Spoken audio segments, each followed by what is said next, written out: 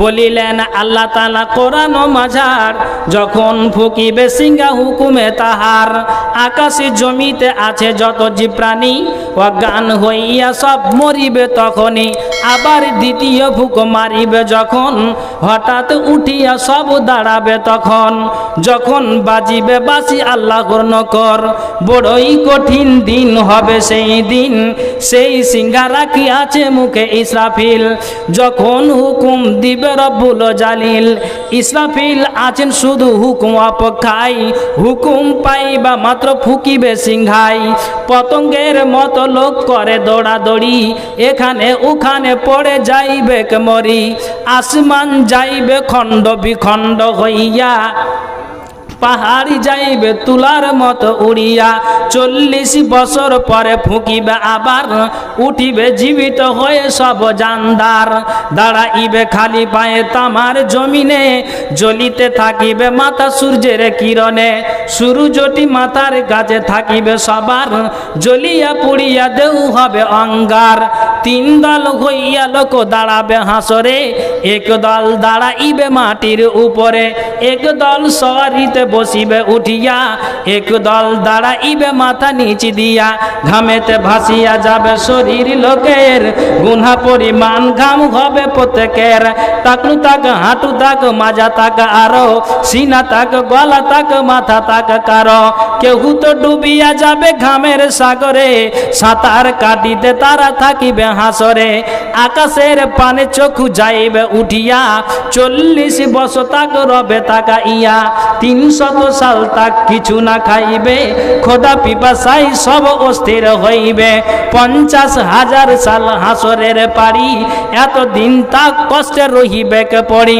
দৌড়াতে থাকিবে লোক উলঙ্গ হইয়া চিন্তায় পরাণ হাই যাইবে শুকাইয়া না দেখিয়া না পাইয়া কোন রূপ দিস নবীদের কাছে গিয়া চাবে সুপারিশ কেউ নাহি সুপারিশ করিতে চাহিবে নাফসি নাফসি সকলেই করিতে থাকিবে অসীম গোসার চোটে জ্বলিল জব্বার কথা নাহি বলিবেন সঙ্গেতে কাহার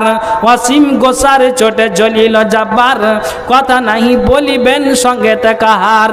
অবশেষে আমাদের নবী মুস্তফাই করিবেন শাফাআত হইয়া সদাই মঞ্জুর করিবেন আল্লাহ শাফাআত তার আরম্ভ হইয়া যাবে হিসাব বান্দার ফেরেশতারা গুনাহগার বান্দা সবাকারে নিয়ে যাবে পাকড়িয়া আল্লাহর হুজুরে বলিলেন রাসূলুল্লাহ হাদিস মাঝার এত বড় সেই সব ফেরেশতা আল্লাহর 2 চক্ষু তাহাদের মধ্যে খানের স্থান 100 বছরের পথ হবে ব্যবধান নবী ওলি সিদ্দিকান আর শহীদান সকলে তাদের ভয়ে হবে অজ্ঞান নামে নামে ডাকিয়া আসামি সবারে হাজির করিবে নিয়া হাকিম হুজুরে প্রত্যেক বিষয়ে হবে কঠিন সওয়াল ভয়েতে আসামি সব হইবে বেহাল দুনিয়াতে জালেমেরা যাদের উপরে জুলুম করিয়াছিল নানান প্রকারে তাদের বিপক্ষ হইতে হাজারে হাজার নালিশ পড়িয়া যাবে শহীদের ভার সুখ সুখ ভাবে খুব হইবে বিচার হাতে পায়ে দিবে সাক্ষী আসামি সবার কাহার কারণে কেবা বিপদে পড়িবে এই ভয়ে সকলেই ভাবিতে থাকিবে কাহার কারণে কেবা বিপদে পড়িবে এই ভয়ে সকলেই ভাবিতে থাকিবে পিতা মাতা সন্তানকে ছেড়ে পালাইবে সন্তানেরা পিতা মাতা হইতে ভাগিয়া যাইবে পতি হইতে পত্নী আর পত্নী হইতে পতি বন্ধুকে ফেলিয়া বন্ধু চাবে অব্যাহতি কেহু তো কাহার নয় কেহু তো কাহার নয় সেই আকুল দুঃখে ইয়া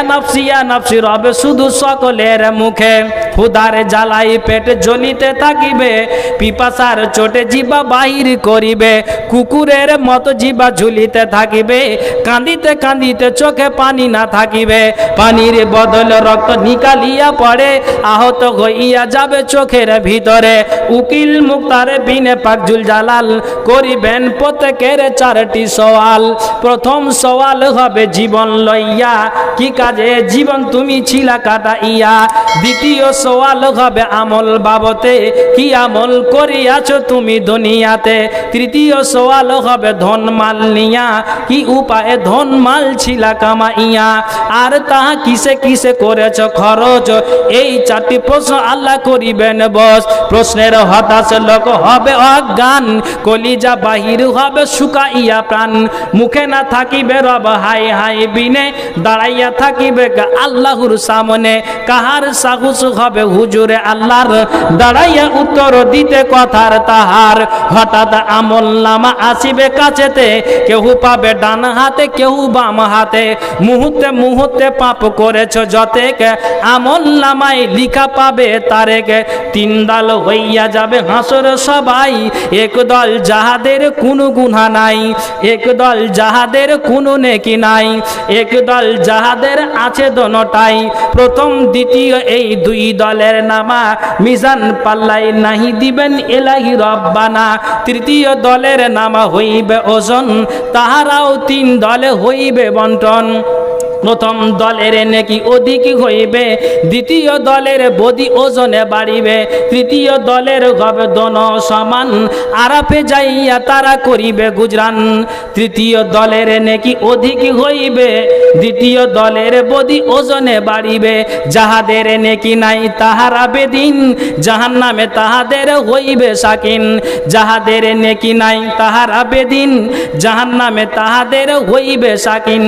যাহাদের বদি নাই নবী ওলি তারা, উঁচু স্থান বেহেশতে পাইবে তাহারা। যাহাদের বদি বেশি নেকি হবে কম, তাহাদের উপর হবে আল্লাহর রহম।